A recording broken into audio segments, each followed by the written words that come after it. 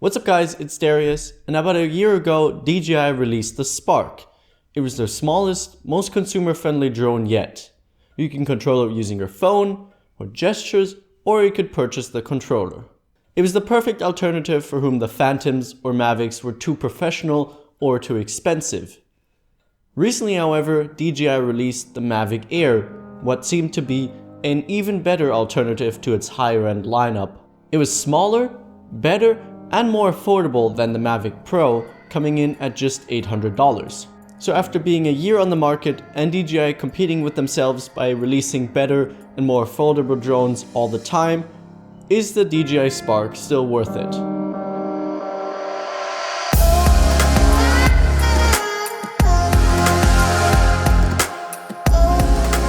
The Spark is the drone for the masses, so whether or not it is worth it comes down to if it's appealing to the average consumer, and that ultimately comes down to three main factors. First, ease of use, size and portability, and price. First, let's have a look at size and portability. When it came out, it was by far the smallest and lightest proper drone ever to be released, and it still is. One minor downside it has in terms of portability is that you can't fold up its arms like with the Mavics. This means their bags are about the same size. I really wish it would fold up because it is a little annoying to fit in certain bags. So it is very portable, just not more than the Mavic Air or Pro. In terms of size, it is definitely the least intimidating drone. I could fly it in a lot of situations in which a bigger drone would be out of place, which means I got a lot of shots that I wouldn't have been able to get with a bigger, more expensive drone. Now it does make a lot of noise, but it's still quieter than any of DJI's other drones, except for maybe the Mavic Pro Platinum. Moving on to ease of use, the Spark is targeted towards first-time drone owners, which means it has to be pretty much idiot-proof.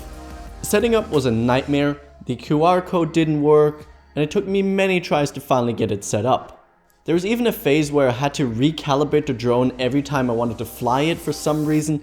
I still don't know why, but luckily that passed. Once set up, however, everything was pretty straightforward. Everything is explained in the app, controlling and flying it is very simple, and it even does the taking off and landing for you. You will need a couple of tries to get the hang of it, but then it's almost second nature. I got the controller and I highly recommend you do too. Using your phone to control it, while it does work, it lacks the tactile feel of the joysticks. It's a little like playing a racing game on your phone, but with consequences. The connectivity and range is also much better with the controller. With a phone you get about 100 meters, and with a controller about 2 kilometers. I never had any connectivity issues. Granted, I only fly it using the controller. The most I ever had to do was readjust the antennas. Now, I did not test how far it actually goes, but if you're interested, there's a bunch of range test videos on YouTube. There have been reports of Sparks just flying away when connected to your phone via Wi-Fi, so I cannot stress enough to get the controller. Spark is surprisingly powerful for its size. Even at high altitudes, it can deal surprisingly well with wind if it has a good GPS connection. It can hover without moving much, even in pretty windy situations, which is very impressive. Even when I physically couldn't see the Spark, it was always easy to maneuver it because of the live feed on your phone, which is a great tool to use, especially if you're just starting out. The feed is also very fluid, and it never really cuts out or lags, only maybe a bit when the drone is really far away. If you're really struggling with some maneuvers, there's tap to fly and quick shots. Both work very well, and especially quick shots can be quite handy if you just want a, well, quick shot. Other features include the follow mode and the newly introduced gestures. In the commercials they looked super simple and fun, and while they are quite fun in reality, they are not very reliable. Taking off and landing a drone from the palm of your hand is amazing and impresses anyone you show it to. The problem is with the other gestures. It sometimes doesn't recognize them at all, and your drone can even be stuck in the air without you being able to do anything. If that were to happen, don't panic.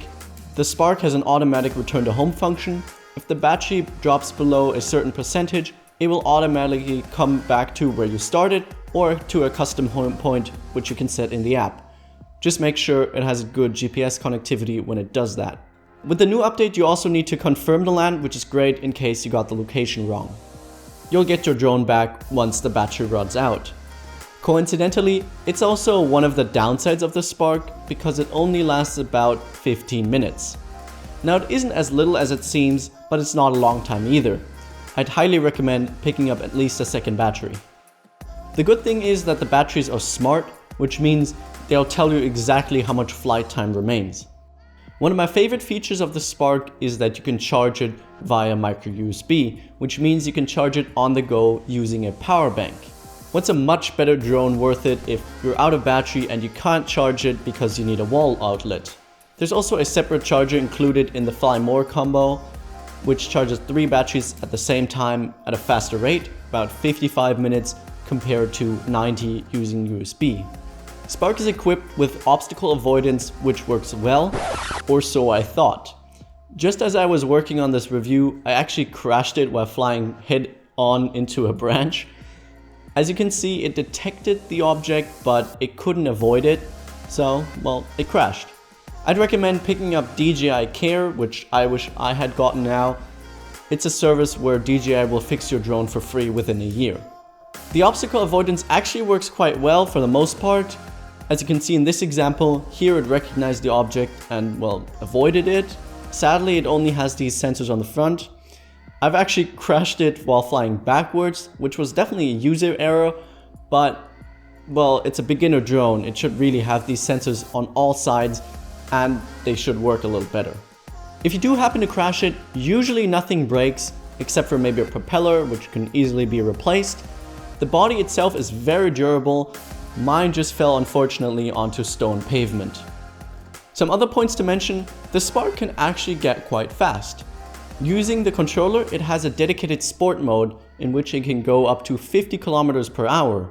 At that speed, the gimbal can't keep up, so the video is very shaky. And since I usually fly my drone to capture the nice scenery, I stick to the normal mode. In that mode, it goes up to 22 kilometers or only 11 with the obstacle avoidance. Before we have a look at the price, let's address video quality. It actually has the same sensor as the Mavic Pro, however it only has a 2-axis instead of a 3-axis gimbal. This means it adds digital stabilization and therefore only shoots 1080p video instead of 4K. Nevertheless, the video it produces looks great. It can sometimes be a bit washed out, but for the most part it's very sharp and detailed. Its main issue is in terms of dynamic range, which is just garbage. I fully understand that it is a tiny flying sensor, but it should still be improved. Stabilization is amazing.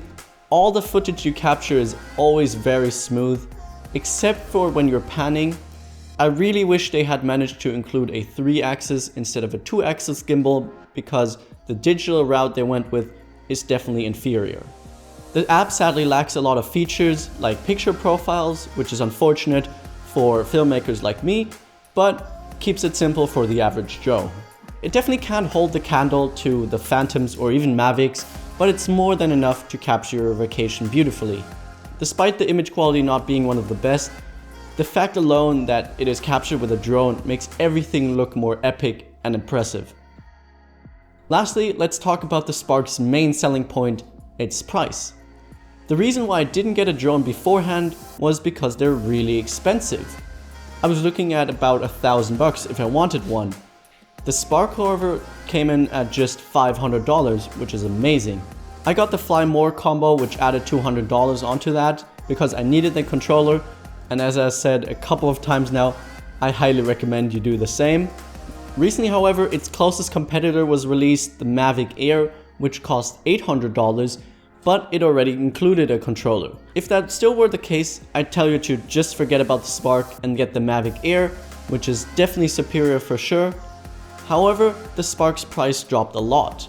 You can get it now for $400, including a free controller, which is definitely a steal. After a year, I still highly recommend the Spark, especially if you want to get into drones and don't want to spend a lot. It is a fun, portable, and easy to fly drone with a reasonable price. I was really impressed to how powerful it is, but also what amazing video it can capture. That said, there's still a lot of room for improvement for the Spark 2. Otherwise, if you have a bit more to spend, I also highly recommend the Mavic Air, which is pretty much better in every way, but it's also more expensive, coming in at 800 bucks. I'll leave them both linked below. Make sure to use those links. That would help me out a lot. Thank you guys for watching all the way up to the end. I hope you enjoyed the video. If you did, make sure to smash the like button. Comment down below if you have any feedback or questions. Make sure to follow me on Instagram and Twitter. And don't forget to subscribe. See you in the next one. Bye.